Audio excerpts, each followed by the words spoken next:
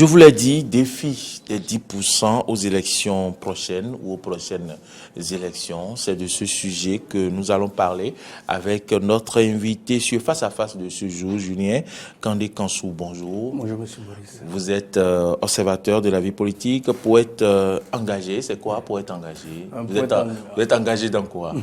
Un poète engagé. Tout auteur est engagé, mais politiquement. Quand je suis poète, je dis poète engagé, c'est pour pouvoir avoir un regard sur la chose politique et donner mon point de vue à travers mes textes, et éveiller la conscience des lecteurs et même de ceux qui sont en train de diriger ou ceux qui aspirent à la gestion. Donc c'est ce que nous essayons de faire à travers nos tests. Et puis nous essayons de faire des projections à l'avenir et qu'est-ce qu'il faut faire pour que les situations se calment.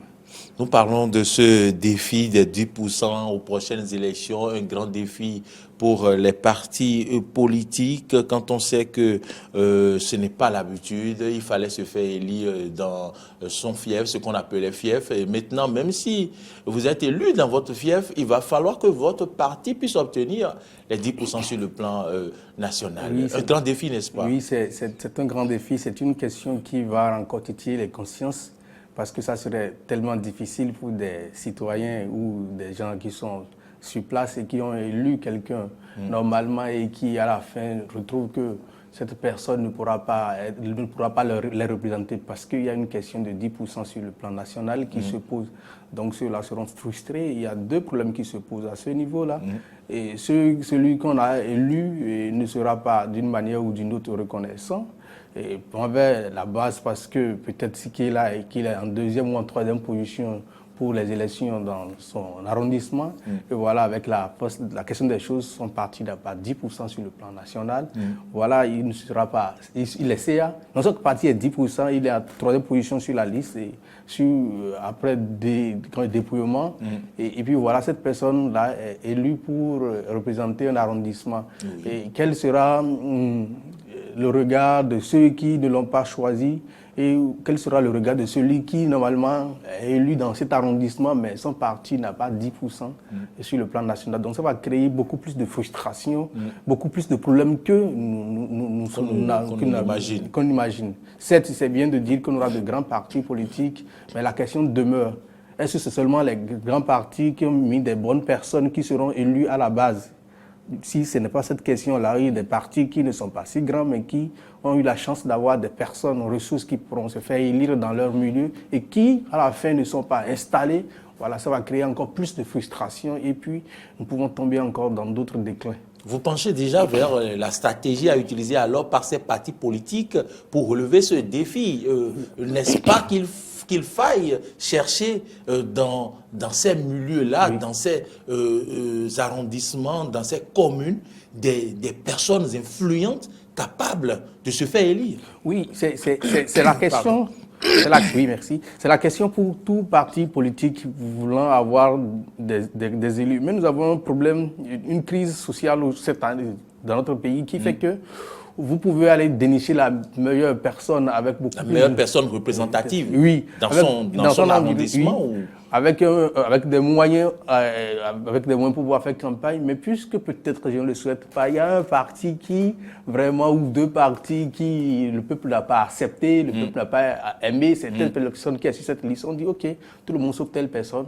Donc on pourrait encore assister, et puis ailleurs le parti a eu 10%, et puis la personne qu'on croyait représentative plutôt, ne se fait pas élu, mais qui va représenter les gens après. Donc toujours est-il que le code électoral, à mon avis, quand je lis, il y a beaucoup de choses qu'il faut revoir encore, si c'est possible. Oui, sinon, le temps ne nous permettrait pas, mais quand on est en train de vouloir réviser ce code électoral, il faudrait impliquer ces questions-là. Je donne un exemple de parti que les militants à la base ne se trouvent pas frustrés. DUD, qui on demande peut-être dans un village du nord profond, d'avoir un CA et qui à 10% est dans le milieu, celui qu'on a choisi est de d'autres partis politiques qui n'a pas 10%.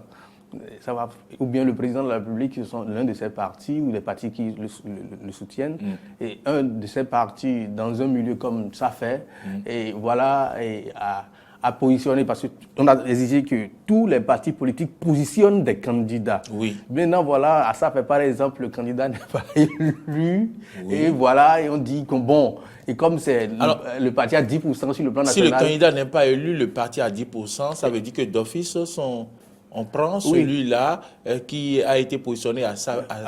Oui, à ça, par exemple, vous êtes sur une liste et vous n'êtes pas élu, mais c'est autre parti qui a positionné, qui est élu. Qui n'a pas pu réunir les 10% sur le plan national. Et bien qu'on ne nous a pas choisi, on va prendre l'élu du parti qui a réuni les 10%. Donc la frustration encore des choses que nous voulions régler et ces questions vont revenir encore. Est-ce que vous ne voyez pas que ce critère pourrait faire disparaître des partis politiques ou du moins...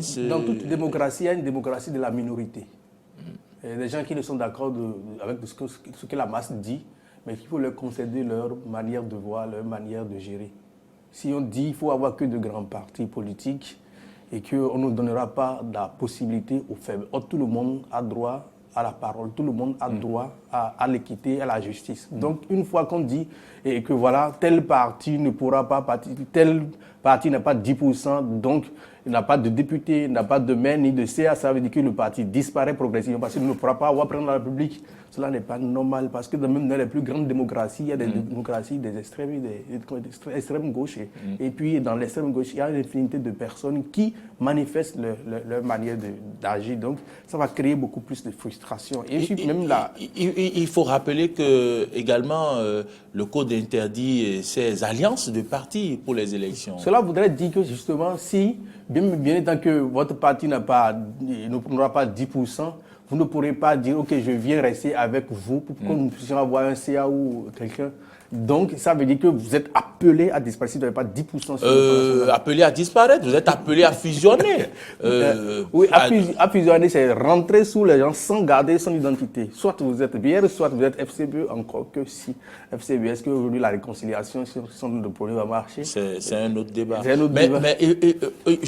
on ne peut pas parler de ces défis-là sans faire un arrêt sur ce qu'on observe en ce moment. Ces adhésions, ces départs de partis pour d'autres. Oui, comment l'expliquer? Les gens ils sont dans leur logique. Est-ce déjà des stratégies pour pouvoir avoir ces 10%? Est-ce qu'il y a des partis qui n'ont pas encore eu leur récépissé jusqu'aujourd'hui? Je suis membre d'un parti qui n'a pas, c'est un des exemples qui n'a pas encore son récépissé jusqu'aujourd'hui. Et voilà, il me faut aller aux élections parce que moi j'ai les moyens, je ne veux rien attendre de personne, je veux dépenser, je veux juste le chapeau d'un parti pour me faire représenter dans ma zone où je sens capable. Voilà, le parti n'a pas les papiers. Un autre parti politique me fait les yeux, même si je ne suis pas parti pris pour son idéologie, mais voilà, il faut se faire une place au soleil. Les gens sont obligés d'aller là-bas. Maintenant, la grande question qui se posera est que, est-ce que ceux qui sont de parti, parce que les enjeux électoraux sont proches, ceux-là seront positionnés sur des listes comme ils le souhaitent? Les gens vont ressortir encore tout azimut parce que ce pourquoi ils sont partis là-bas, parce qu'on voit clairement, parce que les élections s'approchent. Est-ce que ces personnes-là ne pourraient pas se tromper en allant ailleurs?